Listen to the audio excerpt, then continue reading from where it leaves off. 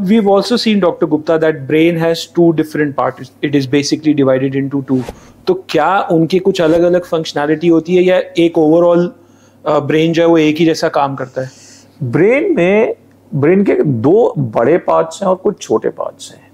तो we say right brain, left brain, we all understand. तो ये जो मेरा राइट ब्रेन है ये मेरे बॉडी की लेफ्ट साइड को कंट्रोल करता है. ओके. और जो मेरा लेफ्ट ब्रेन है वो मेरे बॉडी की राइट साइड को कंट्रोल करता है. पर मोस्टली जो राइट हैंडेड लोग होते हैं उनमें स्पीच और लैंग्वेज, जिससे हमारा सबसे ज्यादा काम होता है, वो लेफ्ट साइड में होती है. इसलिए हमारा जो राइट थंब है जिससे हम लिखते हैं वो ज्यादा काम करता है. तो ये ब्रेन में एक इम्बैलेंस है. नहीं, मैं समझा नहीं सर, मेरे को थोड़ा सा दोबारा से तो जो हमारा लेफ्ट साइड का ब्रेन है, जो राइट हैंडेड लोग हैं, उनका लेफ्ट साइड का brain is a major area for speech and language. Okay. जो मैं आपसे बात कर रहा हूं, बोल रहा हूं, ये प्रोसेस कर रहा हूं, ये मेरा लेफ्ट ब्रेन कर रहा है.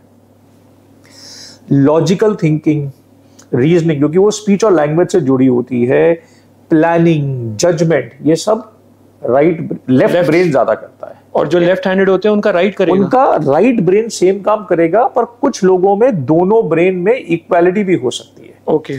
इसलिए जब किसी को स्ट्रोक होता है या ब्रेन में डैमेज होती है तो लेफ्ट साइड के ब्रेन स्ट्रोक में स्पीच अफेक्ट होती है, पर राइट साइड के सेम स्ट्रोक में स्पीच उतनी अफेक्ट नहीं होती.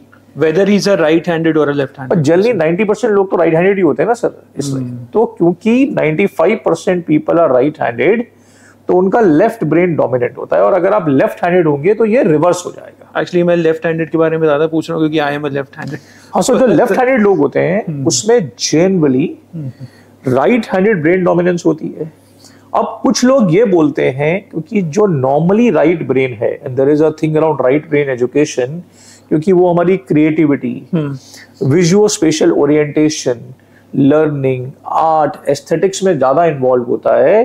तो बहुत सारे लोगों का ऐसी फीलिंग भी है कि लेफ्ट हैंडेड लोगों में इसका जो मिक्सिंग है वो राइट हैंडेड लोगों से बेटर होता है. तो this is good for you. But brain सिर्फ ये दो पार्ट नहीं होते ब्रेन के. जब ये दो मेन पार्ट हैं, बीच में एक कनेक्शन होता है, कॉर्पस कैलोसम, जैसे हमारा एक ब्रिज हुआ जिससे दोनों पार्ट एक दूसरे से कनेक्ट करते हैं. फिर सारे ब्रेन की इंफॉर्मेशन एक छोटे ब्रेन में जाती है जिसे हम ब्रेन का स्टेम बोलते हैं. ओके. उस स्टेम से सारी इंफॉर्मेशन स्पाइनल कॉर्ड के थ्रू बॉडी में जाती है. इसके पीछे एक छोटा ब्रेन होता है, हाइंड ब्रेन, जिसे हम सेरिबेलम बोलते हैं, जो हमारे बैलेंस, कोऑर्डिनेशन के लिए इंपॉर्टेंट होता है. तो इस तरह से ब्रेन इज ऑर्गेनाइज्ड डिफरेंटली. और ब्रेन में बहुत सारा रिजर्व होता है. इतने सारे सेल्स के बीच में ट्रिलियंस ऑफ न्यूरॉन्स होते हैं जो सपोर्टिव होते हैं कि अगर थोड़े न्यूरॉन्स कम भी हो जाए तो उसका काम कर लेते हैं.